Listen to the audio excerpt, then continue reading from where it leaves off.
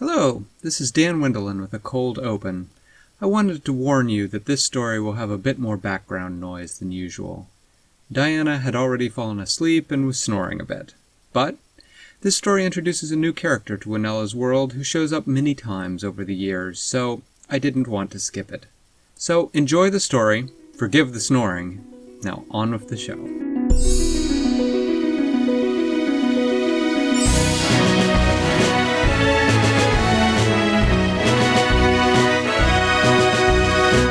Hello, and welcome to Stories for Wonderful Children. I'm Dan Winella, your host and storyteller. Years ago, I began recording the bedtime stories I told my children every night. Now, I'd like to share those stories with you. I hope you enjoy my Stories for Wonderful Children.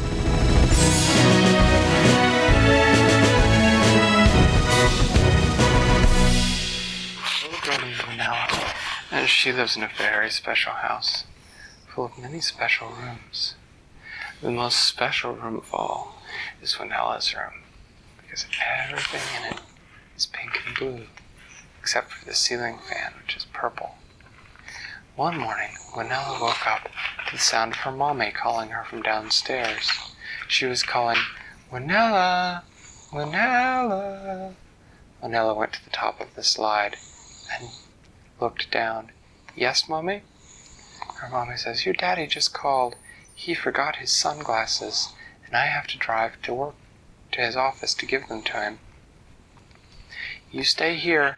Don't let anyone in that you don't know, okay?" Winella said, "Okay."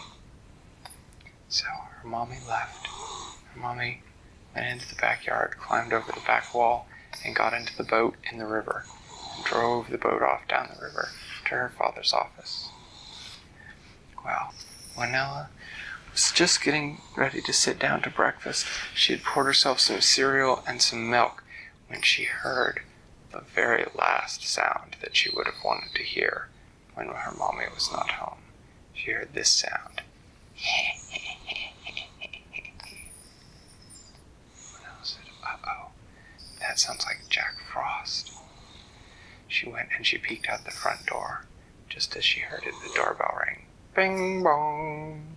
She looked at the people and she could see that Jack Frost was on the front door. She said, "Go away.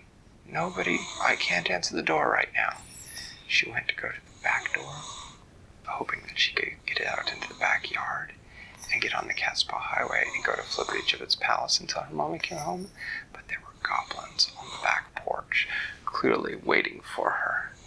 She went over to the side door and looked out there. Goblins also. "Uh-oh," she said, "this is a problem." She thought, Joey. So she went up and she was about to step out on the roof when she put her ear to the door and she could hear goblins talking out on the roof. She said, "This is terrible. What do I do?"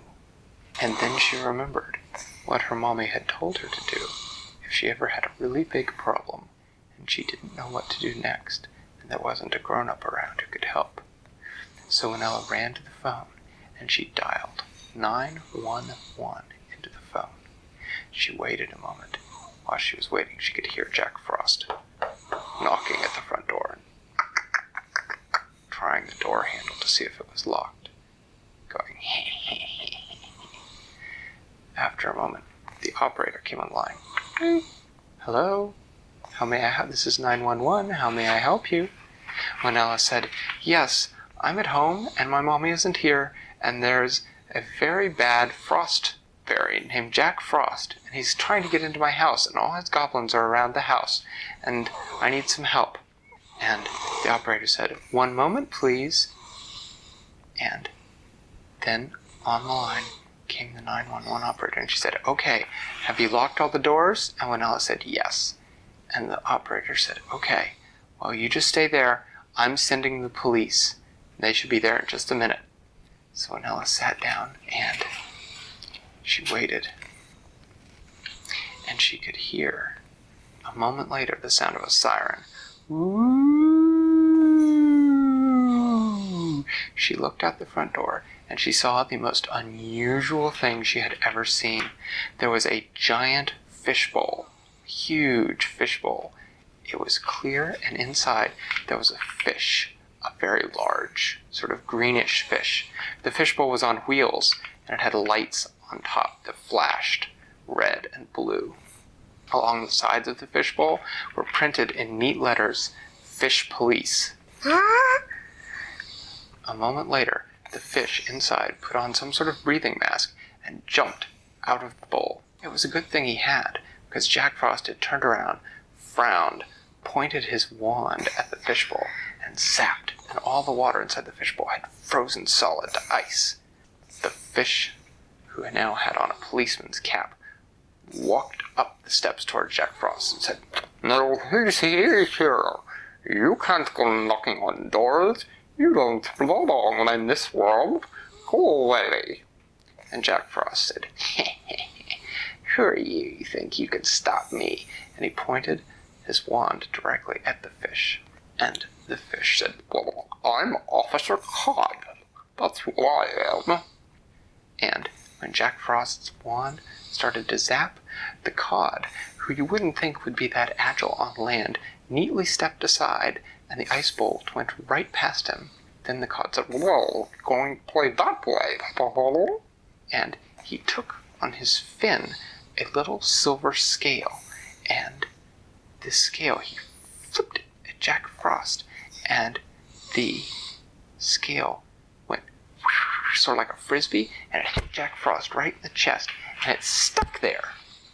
And Jack Frost looked down at the scale that was stuck to his chest and said, "Is that supposed to worry me or something?" And then the fish made this sort of gurgling noise. Just like that. And when he made that noise, the scale divided and became two scales. The two scales became 4. The 4 became 8. The 8 became 16. The 16 became 32. And that fast, Jack Frost was covered from head to toe in silver fish scales. He couldn't move. They were just locked him into one stiff, scale-covered shape, and he fell right over with a rather hollow clang sound. But in the half second before the scales had completely covered him, Jack Frost had managed to yell, "Goblins, help!" The goblins came from all around the house. Winella looked out, and she could see that even though Officer Cod was clearly an extremely competent police fish, he was going to have a problem dealing with all those goblins. Just then, she remembered that there was someone she hadn't asked for help. She went dashing down the stairs to her basement, yelling, "Sarah May! Sarah May! We have a problem!" Sarah May was asleep when Winella burst into her room. She opened one eye and said, "What is it?" "Well, I'm asleep."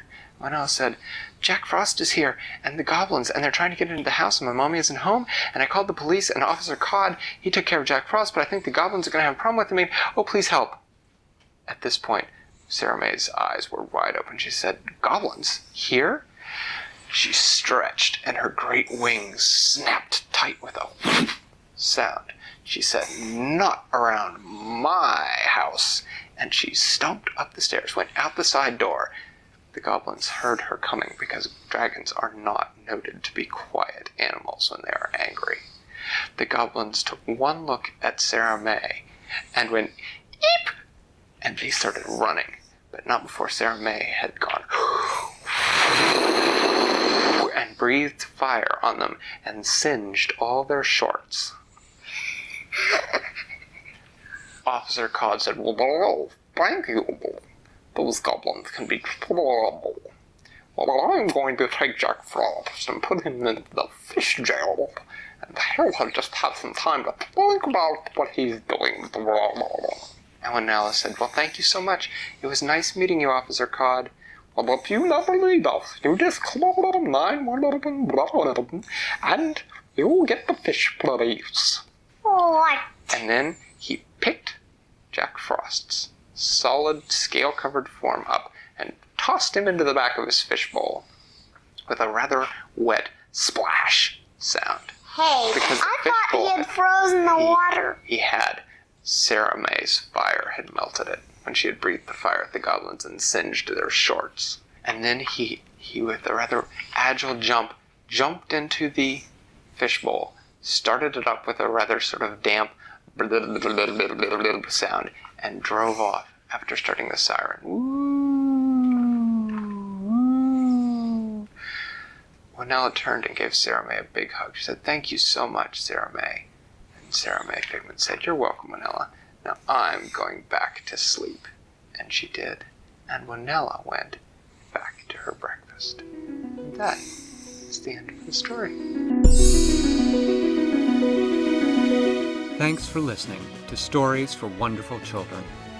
I created today's story, but questions and clever commentary were supplied by my children. The intro and outro music is by Brandon Thompson. If you enjoy the show, please tell someone about it, or leave a review on Apple Podcasts. Our email is storiesforwonderfulchildren@gmail.com, and you can also find us on Facebook or Twitter. I'm Dan Wendelin, reminding you to tell someone you love a story.